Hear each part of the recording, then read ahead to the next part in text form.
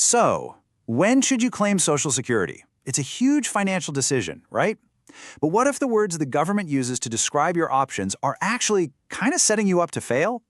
Well, today we're diving into a new proposal in Congress. And it's not about changing your benefits or retirement ages, it's just about changing three little phrases. Let's get into it. Okay, so let's set the stage here. For millions and millions of us, deciding when to start taking Social Security is one of the biggest money moves we'll ever make.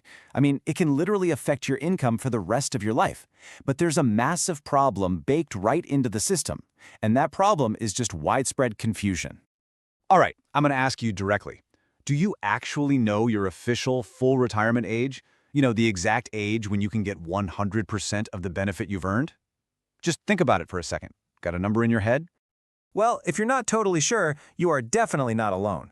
A recent survey found that only 21% of adults could get it right. That means almost 4 out of every 5 people are trying to make this crucial decision without knowing one of the most basic facts. That's kind of wild. And listen, the stakes here are incredibly high. This is not just some trivia question. If you misunderstand these terms, it can lead you to a decision that permanently shrinks your monthly income. We're talking about something that could cost you tens of thousands of dollars over your retirement. So how do you fix a problem that's really all about misunderstanding?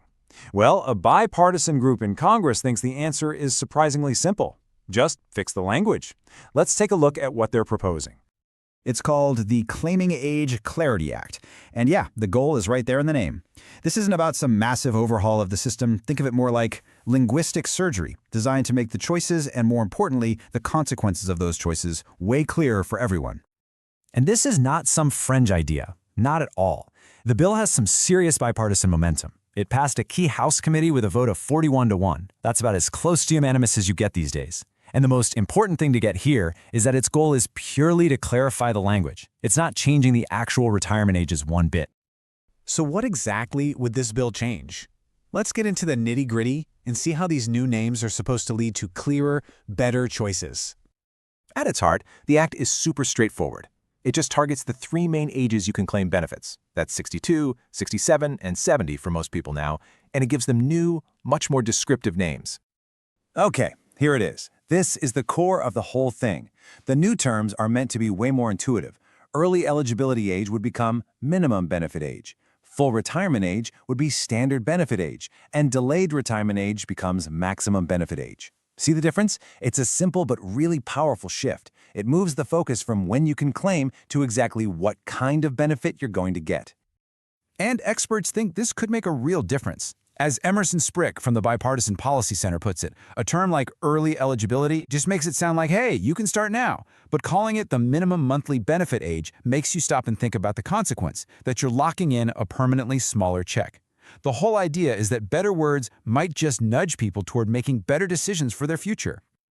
But this whole effort to clarify language is happening in the shadow of a much, much larger and way more controversial conversation about the future of Social Security itself. So let's unpack that a little bit. It is so important to keep these two issues separate. The Clarity Act is all about tweaking words to help you understand the system we have right now. The other, much bigger debate is about whether to fundamentally change that system by raising the retirement age itself.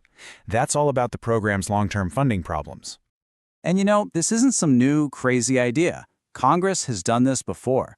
Way back in 1983, to deal with a funding crisis, they gradually raised the full retirement age from 66 up to 67, which is where it is today for most of us. So yeah, there's a history here. So just how touchy is this topic today?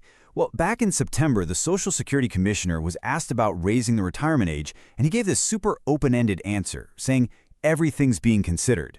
And that one little phrase immediately set off all kinds of political alarm bells.